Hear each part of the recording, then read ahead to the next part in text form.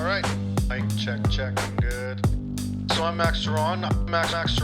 CWB Association Welding podcast. Today we have a really cool guest. Welding podcast. The show is about to begin.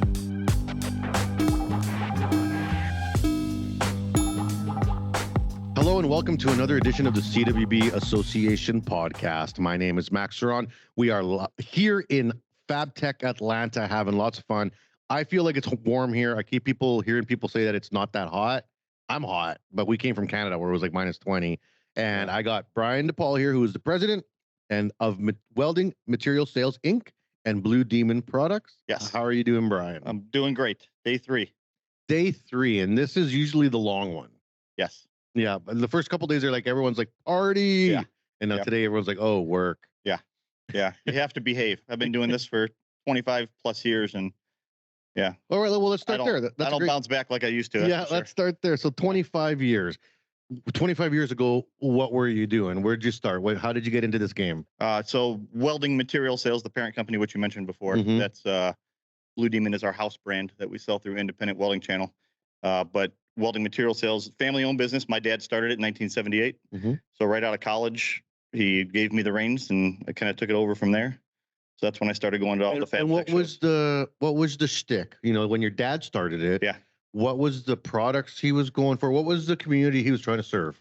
Yeah, that's a great question because it kind of flows right into the whole Blue Demon. Mhm. What happened was Welding Material Sales is a converter of filler metals. So we process them. We don't legit make them. We order them from You a don't wire buy mill. the ingots and draw them out. No, exactly. We buy it from a wire mill, and then we straighten, we cut it, we spool it, we process it somehow. We do a Yeah. lot of retail packaging. And up until that point, we only did private label or generic, right? Yeah, For for other companies. for other companies, which we still do today. That's the majority of our business. About 75% of what we do is under other brands. Mhm. And then when I graduated college is when we created the Blue Demon brand so that we had a brand to sell through independent welding distribution. Yeah, and that's, I think, a model that's been successful for many distributors, right? You got the Lindy's, you got the Messers, you got, even Princess Autos. Yep. Like everyone kind of at some point within their growth cycle says, well, if we're already making the stuff for others, Mhm.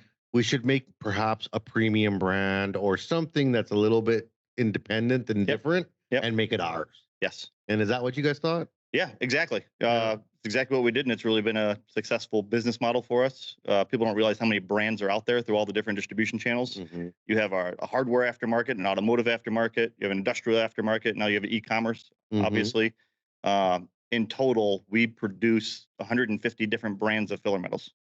A lot of those are small independent Yeah. stores that just want their own brand on their product, Mhm. but a lot of them are major brands that everybody's heard of and everybody's seen. So how does the rebranding game work? Run me through this. So like, let's say I'm, Billy Bob's Welding, Mhm. and I really want to have my own line of 308 1/8 filler metal for TIG. All right. Yeah. That's the one I want to have. And it's Yep. going to be in a box of like whatever, 50 or 25, whatever I want to buy them in, or a tube, Yep. So do you have to sit down and be like, do you want tube? Do you want box? Do you want clear? Do you want color? Do Yep. you want spin on lid? Snap on lid? Those are my checklist of questions right there. Yeah, like you got to run through Yep. all this. And then do you have to be careful that what Billy Bob is ordering doesn't look too much like Sally Jean's product that she asked for? That's maybe the same company colors, same Right. packaging. There might just be a logo change. From your end, it's like these are basically identical. Yeah. Right. But it's just like this sticker versus that sticker. Correct. Is there ever like an overlap there that you got to be like, no, this is already taken? No, not really. No? I think our larger customers come with their own packaging scheme. Okay. Yeah. So we source all that. We provide all the tooling and the packaging Mm-hmm. specific to what their merchandising team wants. Whatever they want. And Yeah. I can't say I've ever seen anybody come in with an exact duplicate or copy. Yeah. Being like, If they hey, did, I would probably say, this looks a little too much like this company. yeah, it's kind of the Uh, same thing. Yeah. I don't think any of that sort. I don't think the packaging theme could ever be like trademarked anyway, but Yeah. Yeah. you never know. I mean, there is some interesting packaging you do see with consumables sometimes, right? And you're like, Yep. that's different. And as a welder, sometimes you're like, probably unnecessary, but Correct. But like, it's remarkable. You do remember. Yeah. You're like, oh, that thing had a neat package. It went in the garbage with all the other packages, but Yeah. Yeah. And honestly, it really depends on the channel that it's going into. So certain channels, let's just pick on the automotive aftermarket or even just retail, like a Walmart. Yeah. Those packages get handled physically by the consumer way more than if you're going to a Granger or something where they're just shipping it out of their warehouse, and shipping it right to the consumer. So you got to keep that in mind. So the retail packaging itself can add a lot of cost to the product. Yeah. But it, depending on how they merchandise it, can be handled quite a bit. So I think that's always taken into consideration on how much packaging, because it really just adds cost. At the end of the day, it's the same product on the cost, inside. weight, everything, Yes. right? Mm-hmm. So another business question, because now I'm interested. I'm going down a rabbit hole here. In terms of, before Blue Demon products became a thing, you have your Welding Material Sales Incorporated company, and you have, like, let's say 100% of your company is your company. Your products are pushing out. You're supplying the filler metals in whatever format people want them, right? Yep. Now, when you decide to create Blue Demon, I feel like there's probably going to be some cannibalization of some previous markets. So, like you say, 75% of sales is, previous overall corporation. Blue Demons is 25% of what's happening now. Yep. But that wasn't a 25%. You just clear cut added. It would have had to been some overlap. Yeah. You probably like, okay, I'm losing this, but I'm selling this. Yeah. I mean, that's definitely going to happen. I think the best way to avoid too much of the cannibalism is just maintaining that different integrity of pricing. So our larger OEM type private label accounts, they get a much different and better price than distributors than do consumers.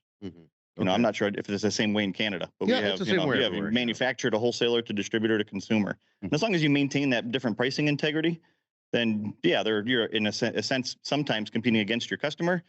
Man, the market's a big place. It is. And there's room for everyone to play. There really is. There's a few gigantic players out there that everybody's trying to take a piece of their pie. But for the most part, the rest of us there's plenty to go around. Well, and that's the thing. I feel like in the last 2 years, COVID, a lot of bad things happened in COVID, but there's some good things that kind of came out of it too. Where it was kind of the big leveler for large industries. So the big players, they took the big hits. The smaller players didn't take as big a hit. No. There was a little bit more freedom, nimbleness, ability to move and check it out. And plus more awareness. Smaller companies seem to be way better on the social media. They're way better on understanding the connection to the customers. And the large giant companies kind of just wait for the money to roll in. I was probably a little bit ignorant to say it like that, but you know what I mean. I do. Right. So I do. So when COVID hit, it was like, okay, well, their money's not rolling in like it just came in, but lots of the mid-tier companies seem to really kind of soak that in. I think How was it with you guys? I mean, we've had 3 record years. Specifically, it did start out. We deal, like I said, multiple different channels, but any of our distribution channels that had an e-commerce presence, I mean, they just exploded because everybody was at home. And my theory was you had all these people that might have had a car in their garage for the last 10 or 15 years they haven't even looked at. And finally decided this is the year that I'm gonna fix that car, and it just exploded. I mean, I think it's just at home tinkering. Just imagine how many people that with all this extra time at home that ever in their life wanted to try to weld, right? So they're gonna go to the stores that are open, which were your Home Depot or Lowe's or Tractor Supply or Farm and Fleet, all these different retail channels, or online. But the ones that were left open were the ones that got all the business. Your grocery stores and your hardware stores. And all those hardware stores do have a welding category. And we have a lot to do with that on our private label side of the business. So those things exploded. So on the private label side, you guys service all tiers. Right from like the very affordable, 1 pound rolls of self-shielded flux core for the hardware stores. All the way up to like the fancy like Inconels and stuff like that. Everything. We're like a consolidator for every filler metal and brazing alloy on the planet. Now, when you guys are looking, because I have quite a bit of your products in my garage. Oh, thank you. There's some products that I can't seem to find anywhere else. They're seem to be quite unique to what you guys are doing. And I even see as you advertise and you're in your marketing plans, there's some focus now into like, these are like the very unique to Blue Demon things, right? Now, are those items are indeed and requested for you for independent build, or is this something that maybe you can't tell me, but Yeah. is this something you're tapping into from the large, producers of steel? Yeah. That you're just kind of tapping into and pulling into your brand. The latter for sure. Yeah. Yeah. Just taking our experience and knowledge with all the other distribution channels, that some channels have different products that are unique to that market, that I noticed right away that, well, this isn't present in this market. We should bring it over. Yeah. Yeah. No, There's a gap there. There's a gap there. Yeah, Exactly. and you guys can kind of come in. And fill it. And I get called all the time with new products and ideas, which is really fun. Yeah. Really fun. So now, who's calling you? Like, is this like, the giant, smelter company? No, in like our Indiana? followers. No, Yeah, our okay. followers on Instagram. Yeah. Lots of just entrepreneurs out there with great ideas, but full-time jobs. They might not have the wherewithal to put it together. They might just not have the knowledge of the industry and where to even start. And I think we've gained that reputation, or my name's been passed around enough to where people are giving me a call to say, hey, this is my idea. Can I share it with you?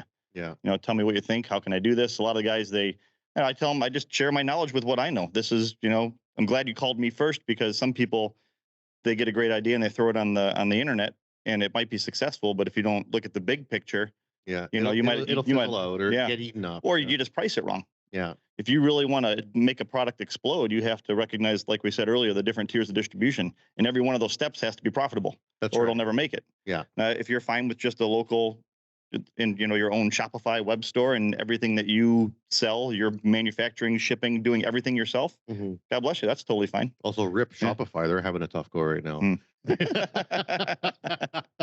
want to get a call from Shopify tomorrow. Be like, what are you saying about us? But no, so now in terms of the e-commerce, did your guys' e-commerce plan exist kind of at the level it does now before Blue Demon in the previous, whole company, or did Blue Demon bring the e-commerce with it? You mean we don't really have an e-commerce presence ourselves. Okay. We only sell through distribution. Yeah. Okay. I was wondering if you guys had direct line of sale. No Interest in getting in that game? Definitely interest, but it's a tight rope to walk, because our distributors don't want us to do that. Well, and I get that, you can't undercut them, right? Right. They don't want you going behind their back and doing that. So, and I mean, what about educational facilities? That is a tight rope that many distributors will walk without danger, because look at Lincoln. Yeah. Right. Lincoln will give high schools consumables basically for free, just about. It's a wonderful program that I tell every school you need to jump on. That's right. I do too. And absolutely. Whether you love or hate Lincoln, they have the ability to do it. Roll with it, man. Right. Yep. It's brilliant. That's right. It's marketing for them. Well, 100%. And this is I worked in the college systems for 8 years, and it's you talk to companies and they're like, well, we're not sure if we're going to give you a deal on machines. It's you realize every student that uses your machine is going to go home and buy that machine. Right. Immediately. They're not going to buy any other brand. Doesn't matter what anyone says. Right. What they train on is what they'll own. Yeah, because that's what they're comfortable with. That's right. And they understand the settings, and they had someone walk them through it, and they could troubleshoot it, the whole deal. And I find the same thing with filler metals and and abrasives and all these things. We've had, when I was in the college, we had Walter come all the time and say, sure, we want to push our brand into your schools. And I was no, because you're the biggest player on the block right now. They're going to run into you everywhere they go. And I actually came to a Fabtech 6 years ago and met up with some small little, up and coming abrasives company and said, would you partner up with a college? And so they, to this day, still have the deal with the colleges in Canada and give them cutthroat prices, lower than distribution, but there's no reselling opportunities or no, it's just for schools. And I think that those type of relationships are key. Yeah. Right. Because and this is the world of partnerships. Right. And that's where I'm leading with this is where is Blue Demon in that scope? Are you guys partnering with programs, associations, schools? Is there anything on your radar coming up like that? Yeah, we actually deal with a lot of schools. Yeah. All around the country. Yeah. Yeah. We have always, since day one, it does cause some conversations with our dealers that, those uncomfortable ones where they're we're a welding supply house. They view the school as a customer. I view the school as what we said before, as a marketing channel. Yeah. Right. So, So we sell direct to schools around the country at literally the same price we would sell to a dealer. Yeah. So the school gets the discount for anything, for all the filler metals, for the gloves, helmets, whatever they have. And it works out good. Yeah. I mean, and those distribution channels, they're going to benefit too, because once they leave school, they're not with you. They're going to continue buying from whoever's the local dealer is, right? Yep. Even at the show here, every educator that's come up that asked if we have a program, I said, all right, well, are you already set up with Lincoln? Because if you aren't, you need to. Mhm. And if you That's are, step one. yeah. And if you aren't, let us fill in the gap, because there's a Yeah. lot of items that we sell that aren't in their program. You know, Yeah, tungsten or absolutely. stainless or aluminum. Yep. Like I said, all the gloves, Actually, helmets. in Canada, we have aluminum because Oh, you do? aluminum gets made in Right, Canada. right. I'm in Delco. Yeah. Well, they don't own them now, but yeah. So to answer your question, yeah, we absolutely sell schools, and we sell them direct at a dealer type pricing, because everything they're using and consuming there gets thrown away or recycled. It isn't like they're to me, they're not a customer. Like I said, they're a marketing channel. Well, and I want to get in front of the students. Their budgets are very limited, so they're like a kind of a client too. Like right. Like if you look at a school as we got a 70,000 square foot facility that has 300 students go through it. Well, they only get a budget of $2,000 a year for filler metals. Like, I mean, they're not breaking your contracts, right? Like, right. And we're just west of Chicago, so all the schools around us, we donate quite a bit of filler to them. Yeah. Yeah, just because it makes sense. Mm-hmm. But then we also get to use their laboratories if we want to test product, and get to talk to their instructors there, the ones that are CWIs or CWEs, and it's a good give and take. Relate back and forth, absolutely. Reciprocity. Yep. Yeah. Exactly. Now, exactly. You said R&D, and I'm interested. How does the process work? Since you're the type of company that's going out to like the producers and saying we want this, this, and this, and this. Yep. They have their R&D. They have their quality control. Mm-hmm. Then I'm sure you also have your layer of quality control and R&D. How far do you go? Where are you into development? Are you just into the checking in the QA side? What do you guys do in your scope? We do it all, but we don't do it all in-house. I see. Everything that we produce, we have our own hybrid 5-step QC program, that's been audited by all the majors. That was done 20 years ago, and it seems to work really well. Yeah. But as far as new product development, stuff like that, we normally lean on the people that we're working with, for that side of it. It isn't, we don't do too much of that in-house. So what did you do before Blue Demon? Before you got out of college, and where did you think you were going to take over for your dad? No, not at all. Actually, what was your plan? No, I was I do the same thing as my dad, and I didn't plan on that. Right. Yeah. So when I went to college, I got my degree in industrial engineering with an emphasis in plastics. Actually, not even. Yeah. I felt if I wanted to learn about metals, I could just lean on my dad. Yeah. And oddly enough, plastics and metals are very similar. Very similar. All the same testing. Yeah. So it all just it's same different materials, same testing. Exactly. Yeah. Exactly. So that kind of fell hand in hand. And growing up in the business, like I said, we're a converter. So our biggest thing is spooling. We do a lot of spooling. Like you mentioned, we do little half-pound spools of gasless wire that get thrown in machines. So when people buy a brand new machine, they get something to start with, right? All the way up to 500-pound drums and everything in between. But spooling, we do 300,000 to 400,000 spools a month of everything, of carbon steels, of tubular wire, solid wire, stainless, aluminum, you name it. And growing up, I was, at least in high school, I was adding capacity to the factory is what I was doing. We had some in-house spooling equipment that we had engineered, one of a kind. My dad had somebody design that for us, and my job in the summer was to duplicate that machine. Go build 2 more of those machines so we can add capacity. Yeah. So I grew up in the business, and I worked there all through college. When I graduated from college, honestly, my dad just said, "Hey, I could really use you right now if you haven't taken a job anywhere else." And that's really how it started. And then it was not until I was probably there till late 20s, at least, or maybe even 30. We had never even discussed a succession plan of any sort. I went to him just working, just working, right? Yeah. And even to this day, he's still around. He's my what do I call him? My chief consulting officer, right?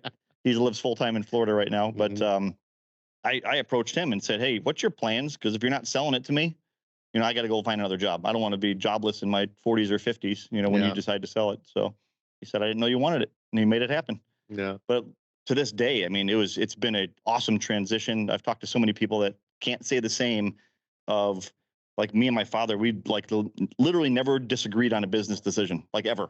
Yeah. Either that or he just completely trusts me, because I'd throw anything past him. He's like, "Yeah, sounds good to me. He just go let for it flow." Yeah.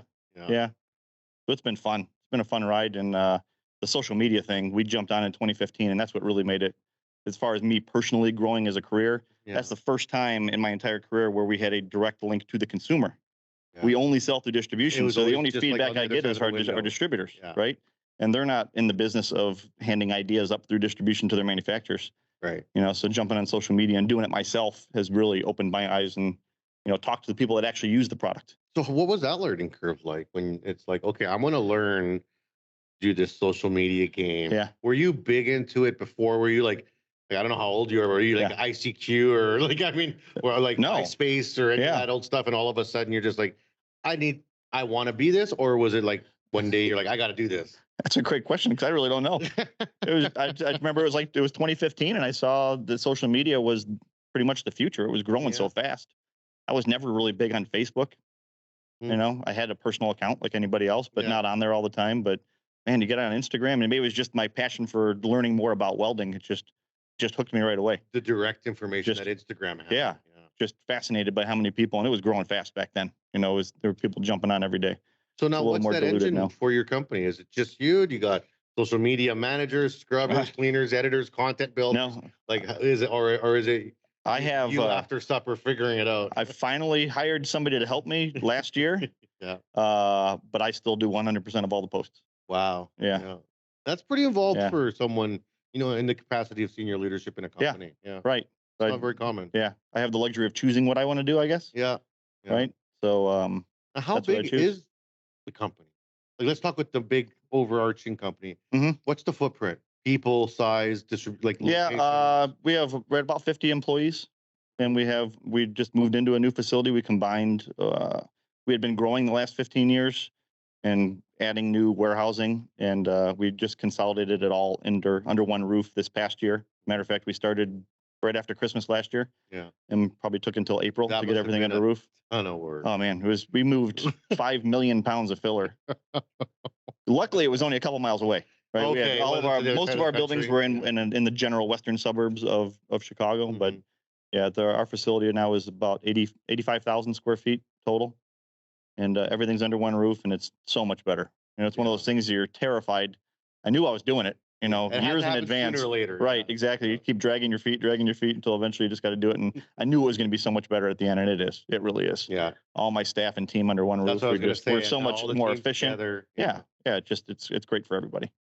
And now, is Blue Demon exist within, you know, that scope of bubbles? It's got its spot in the warehouse. It's got its spot on the floor. Yeah, it's pretty much, it occupies about half of our space. Oh, wow. Yeah, because that's how much distribution of that brand we have.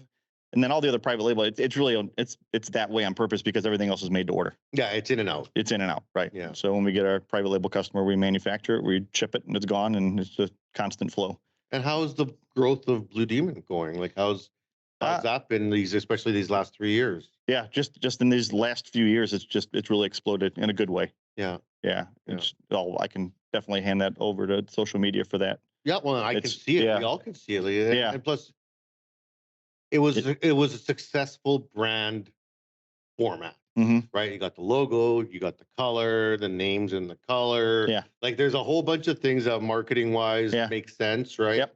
And like the plush dolls and the like, I mean, it's like well, and we at the association, we love marketing, like a lot of what we do. Like, I mean, what we're doing right now. Yeah. Right. So as part of, you know, giving back to the community is streaming marketing to the consumer in a non-sales way. So like us talking about your company, I'm not here to like go buy Blue Demon. You can say that, but I'm not going to say that, right? But it's about creating that awareness. And social media and the marketing strategies are really good at that. Yeah. Right. They just bump that awareness up. Absolutely. Now, going forward now, are TikTok on there already? We are. That's a completely different audience. It is. I've seen a lot of people go there and then come back. Yeah, because we talked about it. It's like, how do we, I know she's younger. She's like, no problem. We could do that. And I was like, I don't know. I find TikTok entertaining. It's a rabbit hole. You know, it's hard to get on there and then get back off. But so far I haven't seen any ROI on that, and I just don't believe that the followers that we get are necessarily even interested in welding or fabrication. Do you think not as much so as like Instagram? Just demographic thing? I think it's both, really. Yeah. I've seen so many people with success on TikTok, massive success, welding accounts. Even when they talk to me, they're like, yeah, but we're trying to build our audience on Instagram. Everyone wants to build it on Instagram because that's just where the original community is. And I think it will hopefully forever will be. It's like the OGs. Yeah, exactly. Now, what about LinkedIn? That's an odd one. I mean, LinkedIn's like an odd duck, right? Yeah, I think that's more of To me, it's more of a professional space, exactly, Yeah. especially for resume sharing and people that are looking for other opportunities. That's what someone said to me. They're like, LinkedIn is like a job search. It really is. It thing really now, is. and that's kind of weird because it's like I like my job, and it's Mhm. always like telling me that I should be looking for a new one. It's like, okay, Right. lay off, man. Right, Like, right. I don't want another job, but Yeah, we don't have a presence on LinkedIn at all. no, not at all. Like, not even the mothership. No. It might exist, like somebody set it up a long time ago when LinkedIn started, but no one's on there managing it at all. Yeah, like we Yeah. have had some recent success on LinkedIn, but it was like unexpected and completely. I don't even know what we did. Yeah, Like it was like yeah, it's like I don't understand the algorithm. You know what I mean? With Instagram, once you start kind of getting the algorithm, you're like, yes, okay, I can like this will lead to that, this will Yeah. push to there, but the LinkedIn algorithm's like, okay, we put this thing up. No, I don't want a job. yeah. Yep. So we don't. Yeah. Yeah, we don't have any presence there. Our Instagram is linked to Facebook, but again, Just that's through the meta. yeah, exactly. And I'll say firsthand, I rarely ever even look on the Blue Demon on Facebook. There's just only so much time in the day. Mm-hmm. We get a lot of messages, and I probably spend too much time on Instagram than more so than I should. But yeah, so I don't really have time to jump on Facebook either. but it's work. Yeah. Technically. Yeah, right. it is. So It is, but I tend to bring it home with me too. So yeah, I well, need that's to- the tough right, part, right? right. It's really easy to start scrolling at home, and I try not to as Mhm. well, right? So now let's talk about Fabtech. So you're here at Fabtech. Yep. You guys have been a part of Fabtech. I've been coming to Fabtech for about 6 years. I think you guys have been a part of it. Just about the same time. I think Yeah. our first one was 2017 in Chicago, Yeah, so Yeah. that was my first one too. Okay. So, like, you guys Yep. have been around since then. and we were downstairs in the basement. We weren't even in the welding hall. I remember that. Back then, I was still teaching at a college. So when I came with the college, I was speaking. So I've been able to speak at the last 6 years of Fabtech. So it's been Nice. I love doing it. I love sharing knowledge. But in terms of what you do here as a company, did you guys come before Blue Demon was established as a company to work the conferences? Yeah. It was a big decision to actually come here and exhibit because essentially at some level we're exhibiting against our customer base. Yeah, I have a lot of customers either here showing or just here walking around. And they So I've kinda been don't going for want 25 people years to because of that. know Yeah. that you make their wire. Like, is that like a big secret? Like, it's like if company X gets their stuff, and obviously Right. companies are going to get from different places too Yeah. sometimes. So, they get this product from you. Right. Do they not want people to know that? I've never had a customer flat out tell me that, either verbally or in a supplier agreement or Mhm. anything. But I've always just believed that that's the integrity of what we need to do anyway. It's not really anyone's Right. It's need to know. private label needs to be private. Yeah. That's what we say. Yeah. So when you come here to a Fabtech and you're looking to establish your presence at this conference or these conferences, are you looking to do it on a purely brand recognition, marketing strategy? 100%. 100%. This is 100% to build the brand. Yeah. Yeah. And how does it do for you to come to these? Oh, it's great. I mean, you guys host parties, you Yep. guys do after events. You were at the party, right? Yeah. Oh, yeah. I don't miss All them. I don't miss them. Yeah. And I got to get you up to Canada to one of the Canadian Fabtechs right. because we're the ones that host there. Yeah. And, everyone loved our party this year. We threw a killer one. I think too. that seems to get bigger every year.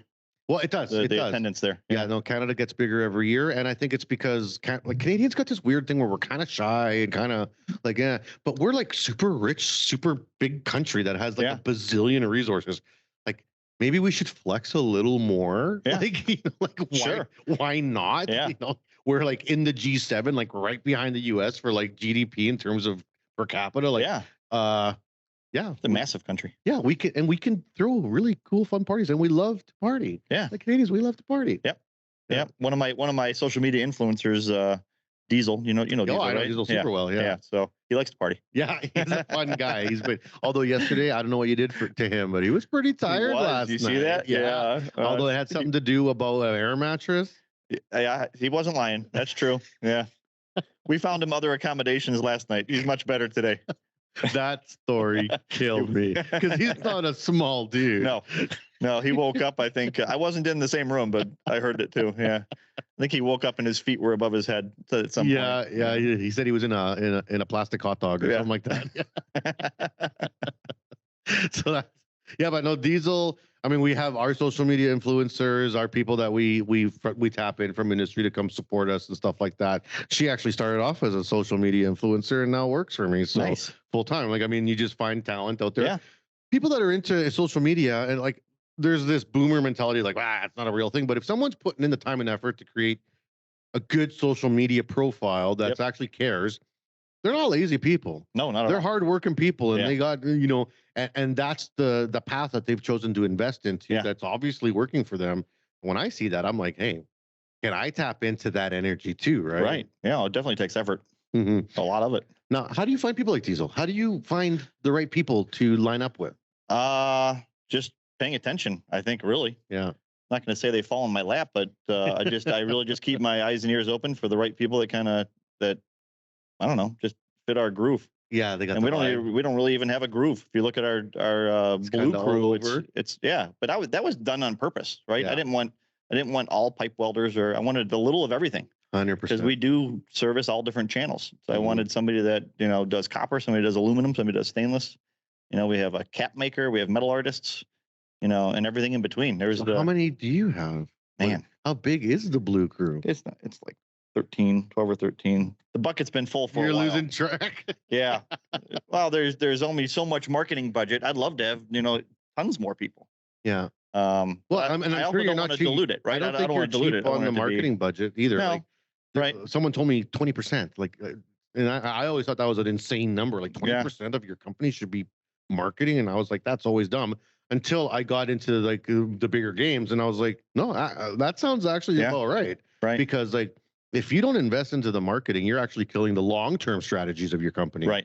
Because you can make a lot of money today, sure. Yep. But what about tomorrow, Yep. or the next year, or what about when the next recession, the next big hit, the next COVID?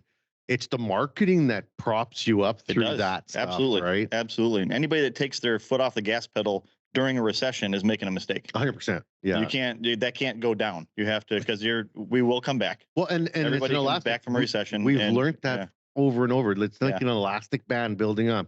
When you come out of a recession, it's at 1,000 miles an hour. Right. Right. Like look at World War II. That was like the biggest growth on the planet. Right. Yep.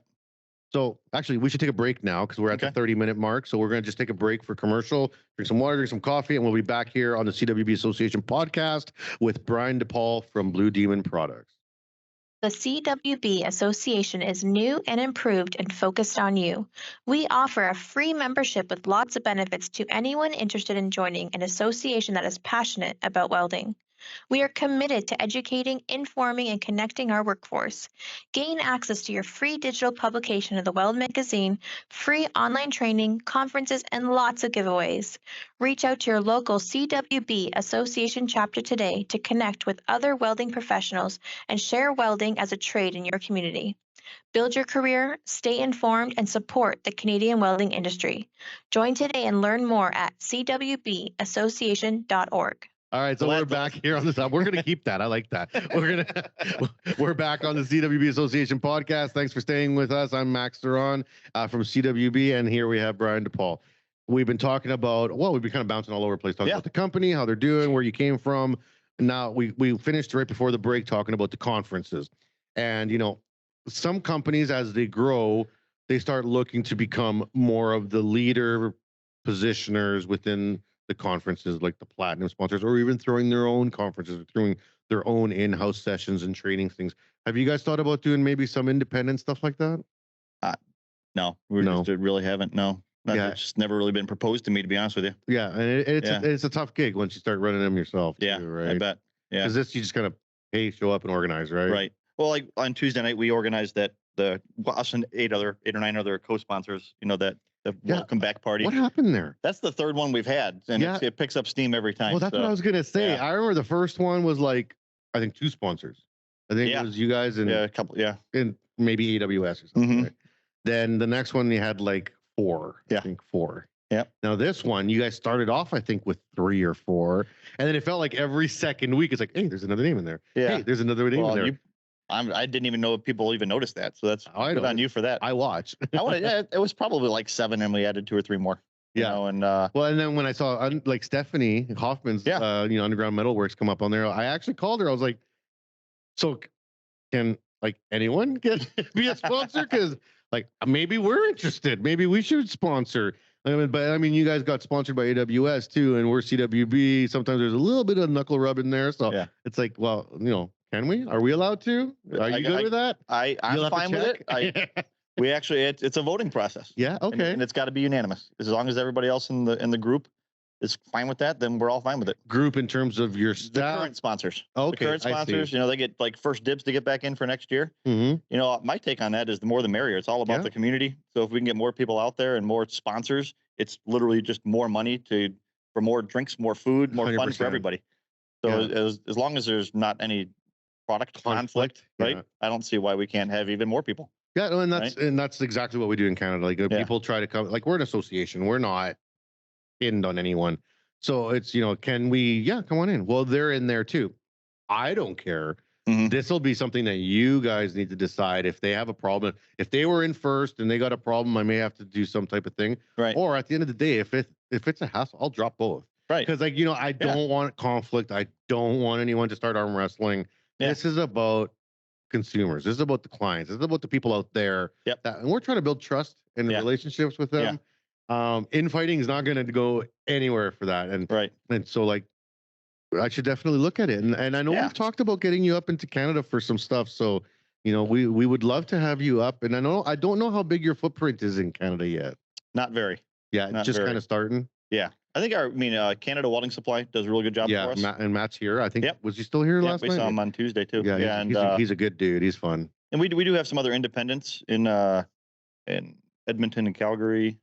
There's some on the east side too. I'm not that familiar with the geography. Somewhere north of New York, they come across the border and pick it up at another independent in the U.S. Okay, probably Toronto or what's north of New York? Water. Yeah, I know. That's why I'm trying to think of where they go to. But our footprint's not that big there. We're actually looking for some distribution on the west side. But our new like big dealer up there is Banditos. I was just gonna say it, and I wasn't guy, Dan, sure. I've never met him, and I just by talking to him. So is Dan here? Yeah, I think so. Yeah, because I haven't ran into him this week at all. He took a picture and tagged us on Instagram, so I know he's physically he was here. I don't know if he's still here today, but I really wanted to meet him in person. I just wasn't at the booth. He's a good guy. He actually just pulled us through a neat spot because we needed to get a Cavatar's here, and he actually had one because we were going to get one shipped to us from Finland, and then they're actually like, I think we have one with Banditos, and then we actually connected with them, and then they already did a podcast. So we're connecting with them, and we're helping them push their profile up. Like we have such a large membership base that working with us helps expose too, right? So he's a cool guy, and he was really fun. He had a great story. Good. Yeah. I hope to meet him in person.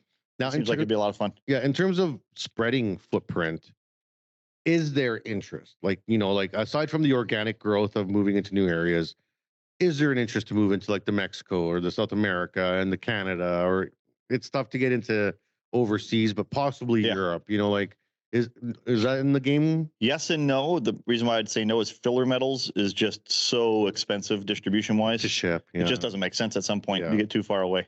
And those other countries are already established with their own supply chain of filler metals. They might not have everything that we have, but it would be a tough sell. I think the pricing would just be kind of out of line unless you had set up the entire company. Correct. Copied into another location. Right. If you're shipping stuff by container loads back and forth, it'd be fine, but no one's quite there yet. We're always looking for dealers for all of our stuff that isn't filler metals, that are more proprietary. Right. And those we've had a fair amount of success. We've had opens up some dealers in the UK and Finland and Sweden and now in France. Like I said, the guy from Chile, he's interested in opening something. Yeah, I'd love to expand it. We have a fairly good sized footprint in Australia and New Zealand. Oh, awesome. For some reason, we always have. We've got like 4 or 5 wholesalers over there that have liked our made in USA gasless wire. Okay. That's, 15, 20-year relationships. Oh, awesome. So in Mexico, honestly, I just don't understand that market. And someone needs to just. It's very Wild West. So it's almost like you have to be there and you got to be the right guy. You got to be first in line to shake a hand. Yeah. And that's kind of the only way it's going to happen. Right. And it's an interesting thing. I was actually talking to the SME team, for Fabtech about, the Fabtech Mexico, right? And I was like, I'd love to get down there. And they're like, oh, we didn't know if CWB would be interested. It's like, well, we have an interest kind of anywhere in the Americas, as an association, but my first language is Spanish, so I can actually maneuver down there properly. Because in Mexico, it's like working in French places. You have to speak French. They don't really like speaking and not their language, right? Which it's fair, right? And it's like it's the same in Mexico. You can do business speaking English, but they're gonna move a lot faster if you can speak Spanish. Absolutely. Right? Yeah. So how's your Spanish coming up? Not very good. I understand it quite a bit. I just don't speak it. Yeah, muy mal. Yeah. All right, so I want to get back into Canada. Okay, so let's talk about Canada. So you got a couple distributors, you're starting to move. When you start looking at a new market like Canada, which is an emerging market for you guys, do you look at specific products, or do you just wait for the suppliers to come and be like, this is what we need? Or and the reason I'm asking this is Canada has its segments. So, you know, we got the pulp mills in the west, we got the mining in the center, we got nuclear in the east. So we have kind of a very segmented market geographically. Yeah. So when you're looking at banditos and they're in the west, you're going to be doing lots of 6010s and rods and stuff like that. So are you working with them looking at those products, or do you just say, here's the catalog, open book, pick what you want? Yeah, I've learned more just in the last 30 seconds about Canada than I knew. I didn't even know it was segmented. I knew nothing about that. No, and it's like $1 trillion industries, man. We truly lean on the distribution to tell us what their market needs. Right. Yeah, I wouldn't have known that at all. I'm glad. Honestly, yeah. We don't have a strong focus there. So we rely on our distributors to tell us what they're looking for. And normally that's why they come to us. You know, it's either a brand demand or it's a very specific product that they want. How much of it is going to be brand demand now, just because of the successful marketing? How much of it is, and I realize that might not be the big money, right? That might not be the big money, but it might be very much a lot of the hobbyists and the smaller shops being like, I want the Blue Demon, blah, blah, blah, because I've seen it on Instagram. And they have it at CWS, which is a cool store too. Yeah. You know, how much of that is driving growth, or is that just kind of like a second line on the list? You know, I think it's driven a lot by that.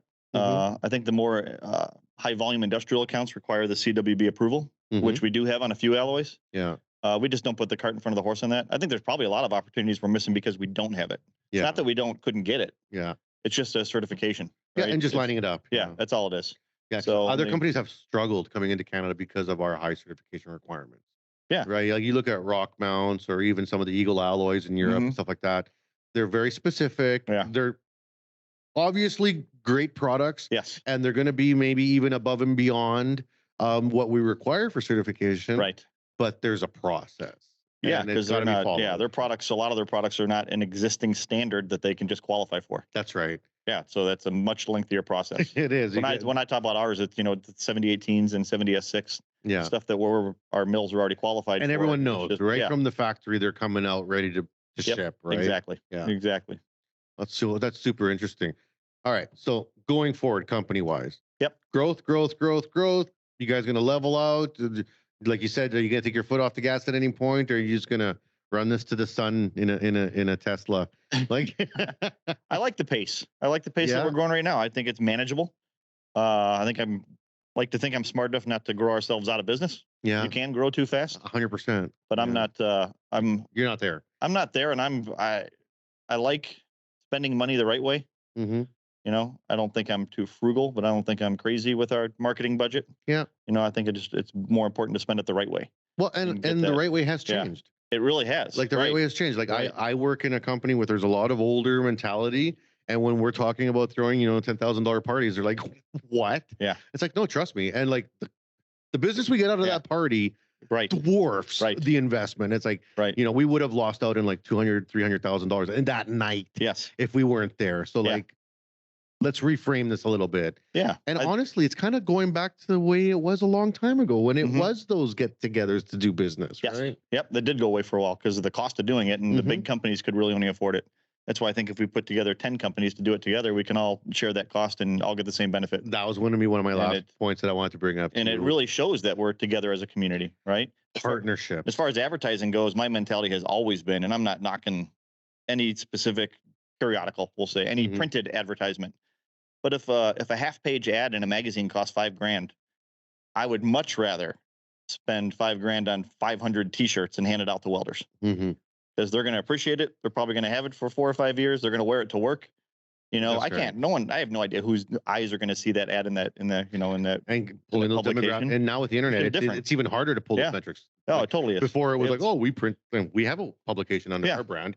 Used to be print only, and when it's like, no, we and then we went digital, and we had digital behind the Iron Curtain. So digital behind, you had to sign up to get this magazine digitally. Yep. Just 3 weeks ago, we approved to just screw that. Like, it's just out there. We're just gonna print or just make a digital magazine. Yeah. It's free. Anyone can come to the website and get it. And all our suppliers were like, "Why would you do that?" And we're like, "Well, it's gonna hit way more people." Well, now you won't know who's reading it. I'm like, but did we really? Right. Exactly. But did we really? Just because they downloaded it behind the curtain, and when we had the bing come up, did they look at your ad? Do we know? But now that it's out in the open to the public, we can actually hyperlink from your ad live. Yeah. So now you should be able to check on your metrics how many people bounced out of that magazine. So it's like, let's look at this different. Let's back up and look at open access. We've learned that. We look at the Elons and the Zuckerbergs and all this. It's not about holding things behind curtains anymore. That business model's kind of done. Yeah. Like, it's sure a lot of companies made billions of dollars over the last 40 years, but those businesses kind of aren't around anymore. No. They kind of all died. Right. So now you look at the big players now, and it's about getting it in front of you first. Yeah. Right. Yep. Yep. For sure, at the top of the search engine. Yeah, exactly. SEO. No one goes after that past the first page. Well, that's the thing. We're working so hard to get there, and we have very good exposure as a company just because we have a bit of a monopoly. To be honest, we're a national company, but then it depends on what you type in. So I could say CWB Welding. Oh yeah, we're right there. Or just welding. Okay, we're kind of on the first page. Welding tungsten. Ooh, sixth page. Okay. Yeah. Let's figure out that gap. You know what I mean? Yeah. Now, in terms of partnerships, this is where I wanted to finish, because this is something that I find is so important with all the new business models, is that pooling resources together. And it's not like David versus Goliath. Someone brought that up to me. It's not like, I'm not trying to get 10 small people to go take down the big company. Like, we need those big companies too. Absolutely. Right. We need them. And they do things that other companies can't do. Yep. Great for them. Great for all of us, really. But the smaller companies could definitely benefit from partnerships. And, what are some of the partnerships you guys have worked on to create, to foster, and to maintain? The ones that come to mind are really more behind the scenes that people don't realize happen. There are certain companies out there that we service the same customer, so we might share resources, like even a salesperson. I have a salesperson right now that also works for Outlaw Leather. Oh, okay. Yeah. And it just makes sense because what he's doing, his target audience is welding distribution. Well, the same customer, we're both soliciting the same customer. Why are we each paying a separate Why send guy? two people? Right. I'd rather give him a bigger entertainment budget, and give him more opportunity on maybe the commission side to make more money, because now he's representing two brands instead of one. Right. So those are the things that we think of and do. We've actually shared warehousing before with other people in the industry. Yeah. That works out good. Right. Square footage. Right? Everybody needs the operator of the forklift, and you need people to prepare the shipments. But does everybody have to have their own? Yeah. If you can afford it, great. But if you can share it, even better. It's better for everybody else. Yeah. Yeah. And you share the load, right? Yep. All right. So let's wrap this up before I get in trouble here, because I've gone Time over constraints. Oh no, I went over a couple times. There. I am. So it's like, and for all the people that don't know who Daniela Torelli is, she's my podcast manager, and she keeps me on a tight leash here. So, this is a question I always ask everybody that's on the show, and it refers to going back in time. Let's talk about a time machine. All right. Yep. So, you're going back in time. You watch your dad build his company and build it up, and you had worked there. You're helping out. You're interested, but you got your own dreams. You go off to college. You're coming out of college now. You've been with the company with your dad for a while. If you go back in time to that day, you graduated. You got your diploma. What advice would you give yourself, knowing what you know now about the company with Blue Demon, the expansion, the growth, all of it, the things that have happened, even COVID, like all these things that have happened in the last 20 years. Yeah. What advice would you give yourself? Like, hey, heads up, this is what you should know, or this is what you should do going forward. Oh boy, that's a big question. It is. Yeah. I throw it at everybody. You stump everybody at the end. Yeah. The advice I'd give myself is to always make sure you have a balance between work and life, and personal. Good one. Yeah, because I think there's a lot of people, including myself, it's easy to get off track. 100%. If you're passionate about your job, it becomes your life, and then you kind of forget your family, and that's the worst thing you can do. Yeah. So I haven't let that happen. But I think that would be it's not even a regret. I just think that it's a path you need to stay on. You just have a balance of work and family life. Yeah, just be more aware Yeah. of what you're doing. Yeah. Exactly. And just follow your dreams and don't drag your feet. I think this time flies by so fast. Oh, man. If you think you want to do something, obviously it depends where you're at in life. If you have a family, if you don't have a family, you can take more risk. I tell people that are younger that don't have a family or they don't, then now is the time to try it, right? Yeah, I tell everybody that if you want to try it, do it. If you're a better half, if you're financially capable of trying to follow that dream later in life, then do it too. Just don't. Time. The older you get, the faster time is flying by. I remember old timers telling me that when I was in my 20s. Right, we've all heard it, and it's hard to believe when you're younger. But and then you're 40 years old, and you blink, and a year goes by. Like literally, you blink. All right, we're at the end of 2022. Crazy. Like, I mean, we had science movies, like sci-fi movies, when we were young about the world being long dead by now. Yeah. 2022 was like not even attainable. Right. Like everything was dead by now. And here we are. Yep. All right, man. Well, it's been great having you on the show. Really appreciate it. You've been a great guest. Yeah. And this was a great conversation. And for anyone that's interested in Blue Demon products and the stuff you guys do, how do they find you? So obviously on Instagram and Facebook, it's just under Blue Demon. Used to be Blue Demon Weld. So if you could search under that one too, but just under Blue Demon. And our website is bluedemonwelding.com or weldingmaterialsales.com, same landing page. But that's not an e-commerce. That's a purely technical resource, informational, more for our distribution channels. It's not even branded Blue Demon. It's just more of a technical resource, which is really good actually for all the filler metals. And people have asked. Is it still possible to get a little plushie? Oh yeah, I can make that happen. I have one at the booth. Yeah, she has one already. Yeah, I don't. Lucky Chucky gave you one? Yeah. Oh yeah. Okay. Yeah, I have one at the booth. So if you're not doing this all day, and you can make it down. I think I have a 2-hour break sometime this afternoon when I'm allowed to have lunch. So if it doesn't happen, I'll mail one to you. All right, buddy. We'll see if you can get across the border without any VAT. No, just gift. Yeah, that's right. It's got to be a gift. It's got to be a gift. It always slides through it. I've sent containers marked gift. Yeah. I'm sending a card. It's gift. Yep. All right, man. Well, thank you. And thank you for all the listeners that have been following us. We're having a great time down here in Atlanta for Fabtech. This is, I think, 4 more to go now. So we're pushing through, and we're going to get the floor episode. And for all the people that have been listening, I've said it every episode this week. WestJet lost my luggage. I'm very upset. Yeah. So shout out WestJet. I'm coming out for you. I still don't have it. So thank you very much. And stay tuned for the next episode. Have a good day. We hope you enjoyed the show.